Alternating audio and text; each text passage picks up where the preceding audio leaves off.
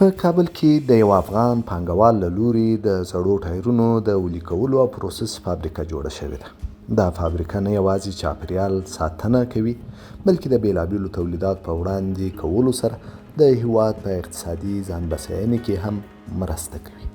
د دې فابریکې ځانګړتیاوې، تولیدات او د چاپیریال ساتنې په برخه کې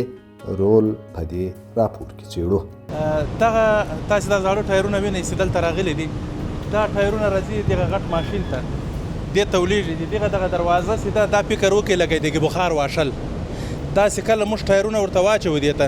نور دا پروسس یې دا بغیر له اکسیجنه مخ ته ځي. اکسیجن بیخي په دې باندې بند. نور دغه خپل زغال، دا زغال چې موږ تولید کړي دي، دا د لاندې د ګرمایش د ورکولو دپاره استفاده کېږي. دا بیا تقریبا 150 چې کله د دې سینټیګریډ ورسېږي د ګرمایش، بیا دا خپله په اتومات شکل باندې خپل ګیس را تولیدوي. په هغه سیستم کې موږ داسې جوړ کړی چې بس دا ګیس راځي بیرته په دې پروسه کې استفاده کېږي. نو بیا تیل چې دی، تیل ځي خپل ځای لري، هغې ته تیل لاړ شي، او ګاز چې دا راسي، دا ګازات دا په پروسه پسې استفاده شي، او کوم هغه زغال چې پاتې کېږي هغه په اتومات شکل په بورویو کې ولیږي. په دې کې بیا دغه سیم چې موږ د ذوب فابریکو ته ورکوو، دا د ذوب دغه فابریکې دا سیم چې تاسې وینئ، دا د ذوب اهن فابریکو ته ورکوو چې دا د هغو دپاره خام مواد دي. نو دغه پروسس مکمله چې یې خوا ته بیا موږ نور مواد تولیدوو. له دې چې خو تاسې ته معلومه ده، ما مخته هم ویلي دي، له زړو ټایرو چې موږ د سون دپاره چې په سرکسازي او په ټول صنعت کې ضرورت دی، موږ تیل تولیدوو، موږ د دې زغال تولیدوو چې دغه ټایر نه داسې موږ کله تولید کړو، بیا دې نه تقریبا 600 سنټیګریډ نه بعد دغه له ټایر نه زغال چې ګازات یې وځي، هر څه یې وځي، هغه نه بیا موږ زغال تولیدوو، او په څنګ کې ورسره میخونه الحمدلله تولیدوو، او کود اهن ته راتلونکی پلان لرو، ګرانول تولیدوو، دغه سیمونه تولیدوو، دغه ګاز چې په پروسه کې استفاده کېږي دغه تولیدوو. یعنې په ټوله کې موږ 8 رقمه استفاده چې باید استفادې وړ شي داسې شیان تولیدوو. د فابریکې مسؤل عزیز خان خروټی وایي چې دا فابریکه په ورځني ډول 40,000 ټنه زاړه ټایرونه ویلي کوي. د دې پروسې په پایله کې 8 ډوله بېلابېل تولیدات ترلاسه کېږي چې د سون تیل، زغال او میخونه عمده برخې. موږ دغه ماشینانو ته روزانه 40 ټنه ټایر، 40,000 کیلو ټایرونه دغه ماشینانو ته ولیږي، او دا په 24 غنټې کې موږ 40,000 ټایرونه له منځه وړو چې دا ریسایکل کوو. له دې چې تقریبا 14 ټنه موږ تیل تولید لرو، او په څنګ کې ورسره له 9 تر 8 ټنو داسې شاوخوا موږ زغال تولیدوو، او په څنګ کې 3-4 ټنه میخونه او دا شیان تولیدوو، او بینډینګ وایر تولیدوو، انشاءالله تعالی کودیاهن تولیدوو چې هغه عملا موږ انشاءالله تعالی کارونه شروع کړي دي. نو انشاءالله دا ټول د هر څه چې تولیدېږي دا قابل د استفادې دي. د دې فابریکې یو مهمه ځانګړنه د چاپیریال ساتنې ته پاملرنه ده. فابریکه په داسې ډول ډیزاین شوې چې د زړو ټایرونو د پروسس پر مهال چاپیریال ته هیڅ زیان ونه رسېږي، او ټول اړین امکانات د چاپیریال د ککړتیا مخنیوي لپاره په پام کې نیول شوي دي. دغه برخه چې تاسې وینئ، دغه ماشینګري سره دلته موږ د هغه ګاز چې موږ استفاده کوو، یا زغال، د خپل زغال چې دغه استفاده دې لپاره هم موږ فلټر لګولی ده چې کله دغه دود راځي دا دود وینځل کېږي، صفا سوتره پورته هوا، هیڅ شی هم داسې شی نه پرېږدو. مطلب دغه کوم شی چې پرېږدي هغه صفا سوتره، کوم داسې هغه محیط زیست مشکل دغه د موږ دغه فلټر امانه دواړه سایډو ته فلټر یې لګېدلي، هېڅ محیط ته زیان نه رسېږي. ځکه چې موږ ټایر له منځه وړو، طبعا چې ټایر له منځه وړې، او بیا یې په داسې تاسې اوس وینئ دلته 40,000 کیلو ټایرونه اوس موږ ماشینانو ته ورچولي دي، او تاسې ماشاءالله دغه خپله تاسې ته خپله معلومېږي دې شاهدانې چې دلته کوم بدبویي یا دلته کوم دود یا دلته کوم شی په نظر باندې. د تولیداتو له جملې څخه د فابریکه هره ورځ 14 ټنه د سون تیل تولیدوي. دا تیل بیا په هغو شرکتونو پلورل کېږي چې د سړک جوړولو په برخه کې فعالیت کوي، چې دا په خپله د کورني تولیداتو څخه د ګټې اخیستنې یوه ښه بیلګه ده. نور دغه بس دا تیل چې دی دا رقم بس د همدا اوس تولید د تیلو را روان ده، چې دغه په دې کې د کنډکسر سیستم داسې تاسو ته معلومه ده دا پروسه اوبو او تیل او ګاز ګډ سره یو ځای دی او دا پروسه مخ ته وړل کېږي. دا مطلب دا پروسه چې ده دا بغیر له اکسیجنه موږ مخ ته وړو. دا داسې راځي دلته یخېږي، دلته بیا تاسې په شیشه کې ووینئ چې زه تاسې ته درښکاره کړم چې دغه تیل اوس عام را روان دي. اوس بیا تاسې دلته دغه شیشې ته که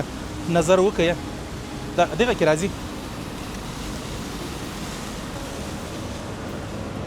دلته راسئ دلته درته د اته ډوله تولیداتو ترڅنګ د فابریکې مسؤلین زیاتوي چې ډېر ژر به د اوسپنې د کود د تولید برخه هم له زړو ټایرونو څخه پیل کړي چې دا به د تولیداتو لړۍ نوره هم پراخه کړي. دغه زموږ د میخو فابریکه ده.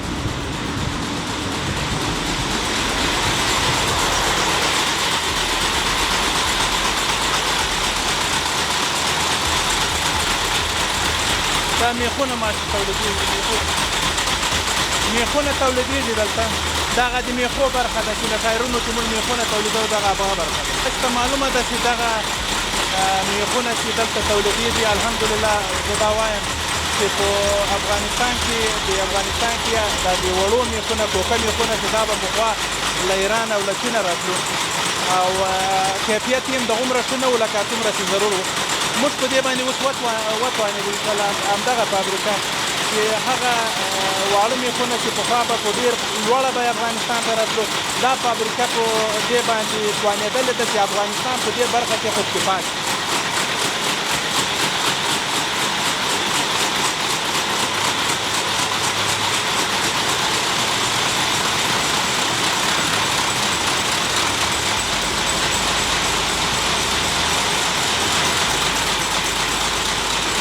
بینډینګ وایر د بینډینګ وایر به ورته وایو، نرم تار به ورته وایو چې په کنسټرکشن کې دغه پلازې چې په کابل کې ماشاءالله اوس روانې دي، دوی ټول د سیمتاوي دپاره سیم ته ضرورت لري چې الحمدلله موږ په دې توانېدلي یو چې دا سیم تولید کړو او انشاءالله تعالی چې له دې بعده به انشاءالله تعالی کوشش به هم دغه وي چې په دې برخه کې هم افغانستان خودکفا کړو. دا ټول د زړو ټایرونو نه تولیدېږي او دغه میخونه دغه د موږ د بسته‌بندي چې دا موږ په خپل نامه باندې تاسې وینئ دا په خپل نامه باندې تولیدوو. الحمدلله عملا موږ په بازار کې پروش لرو چې ما تاسو ته مخکې درته ویلې چې الحمدلله اوس هم هېواد په دې کې خودکفا کړی دی. کود آهن طبعا د اوسپنې کود هغه د اوسپنې پوډر دی چې هغه اوسپنه دومره پوډر سي او هغه خپل مراحل چې وایستل سي چې دا هغه مځکې چې هغه اوسپنې ته ضرورت لري، هغه هلته که تاسې لیدلې مڼې، ناک، انګور او مختلف چې څومره میوه ده هغه میوه کود آهن ته ضرورت لري. دا کود آهن را روان ده دا له ایران او له نورو ملکو چې راتلو چې الحمدلله موږ تکل کړی، موږ انشاءالله تعالی نیت کړی چې له دې بعده له زړو ټایرو چې موږ کود آهن انشاءالله تعالی تولید کو چې دا یو بهترینه لاسته راوړنه به وي. کود آهن ډېر یو داسې کار ده چې هغه په افغانستان کې هېڅ امکان نه درلود چې دلته تولید شي، خو انشاءالله تعالی فاروق اعظم شرکت به دا ثابته کړي چې خپلو هېوادوالو ته کود آهن هم تولید کړي. عزیز خان خروټی له حکومت څخه غواړي چې د زړو ټایرونو په برخه کې له دې فابریکې سره قرارداد وکړي تر څو د افغانستان چاپیریال د ککړې هوا څخه وژغورل شي او د چاپیریال ساتنې په ملي هڅو کې مرسته وشي. موږ خو لکه څرنګه چې تاسو معلومه یو دغه فابریکه چې د ریسایکل ده دا په ټوله دنیا کې مروج دي چې ریسایکل فابریکې په ټوله دنیا کې باید ریسایکل فابریکې ولري ځکه چې دوی هغه مواد چې زاړه دي هغه مواد که شخ کې مځکې ته تاوان رسوي، که ویې سوځوي محیط ته تاوان رسوي، که دغسې پراته یې مختلف امراض زېږوي نو دې لپاره پکار ده چې دا شی ریسایکل سي. نو موږ له موږ سره د همکاري که زه دا وایم په هر وزارت او په هر ریاستو کې چې هغه زاړه ټایرونه پراته دي چې هغه محیط ته تاوان رسوي هغه په غیر مسلکي خلکو باندې ونه پلورل سي او داسې ریسایکلو فابریکو ته ورکړل سي چې دغه شی موږ ریسایکل کړو او په یو ښه سټنډرډ طریقه باندې مخ ته ولاړ شو. اوس مهال په دې فابریکه کې تر 200 پورې کسان کار کوي. دا کارګران خوښ دي چې په خپل هیواد کې ورته د کار زمینه برابره شوې ده چې دا د بیروزګارۍ په کمولو کې هم یو مثبت ګام دی. دلته خو ډېر خوشحاله یو کار زمینه چې دلته برابره شي نو خارج ملک کې غریب سړی څه کوي. دلته کار زمینه ښه ده، شکر خپل نفقه ګټو یو حلال رزق ګټو خپل وطن کې بس د خدای نه راضي خپل وطن کې کار سن بل وطن ته وادوال وای چې بل وطن ته مزه اندل د خپل وطن کې کار وکړ بل وطن ته تلو بس لاره کې ډېر سختي وه بیا لاړو نه 3-4 ځل لاړو بېرته راغلو بس د خپل وطن کې دوی د کور ودانې موږ یو همسایه و هغه راوستو دلته په دلته کار ده 8 میاشتې کېږي دلته کار کوو نو ډېر خوشحاله یو خپل هېواد کې موږ ته د کار زمینه برابره سوې ده او دا د تاسې وکتله د میخو فابریکه ده دلته نوره فابریکه کې هم تاسې وګرځېدلاست نو ډېر خوشحاله یو خپل هېواد کار کوو و بالکل مخته هم پاکستان کې مهاجر وو د پاکستانه مهاجر راغلی یم تقریبا دا یو کال کېږي نو اوس موږ ته په خپل هېواد کې د کار زمینه برابره سوې ده نور مشکل نه لرو چې نورو هېوادو ته ولاړ شو که په خپل هېواد کې کار او روزګار وي بیا یو څوک هم نه غواړي چې بل هېواد ته ولاړ شي